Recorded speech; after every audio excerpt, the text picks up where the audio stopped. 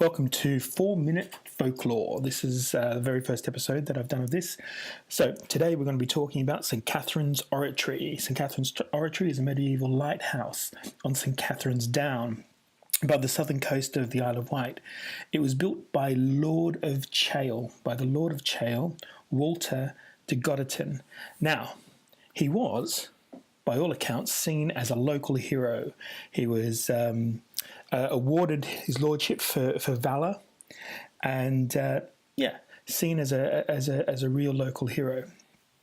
Anyway, the oratory was built as an act of penance because there was a shipwreck called the Saint Marie, who was wrecked in Chale Bay. That's what you can see out in the sea there.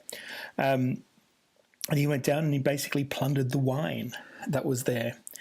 And he came back and he was tried for theft in Southampton by a jury of his peers from the island. He was fined 287.5 marks in 1314. However, he was then later tried by the church courts, and this was because the wine was destined for a monastery in France. The church threatened to excommunicate him unless he built a lighthouse there to replace a earlier lighthouse that was there. So that's what he did. There was already an oratory there which was dedicated to St Catherine of Alexandria, so this was to replace that.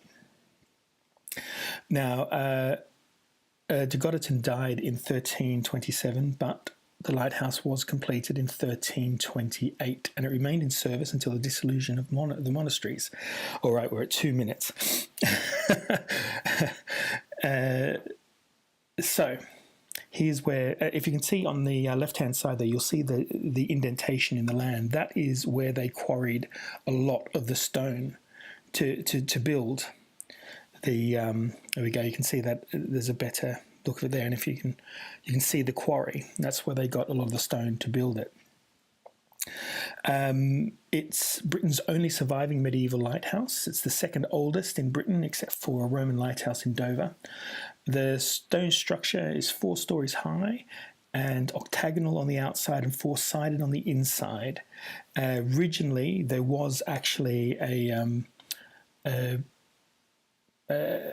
little chapel and a house for the priest to live in, who ran the oratory and would also say mass and prayers for the sailors. Okay, 1 minute down, 1 minute to go. So here we go. Here's the little bit of legend about it. So it is thought that this area is sacred and has been sacred for many years. There's a Bronze Age barrow that was excavated in 1925, right near where this place was.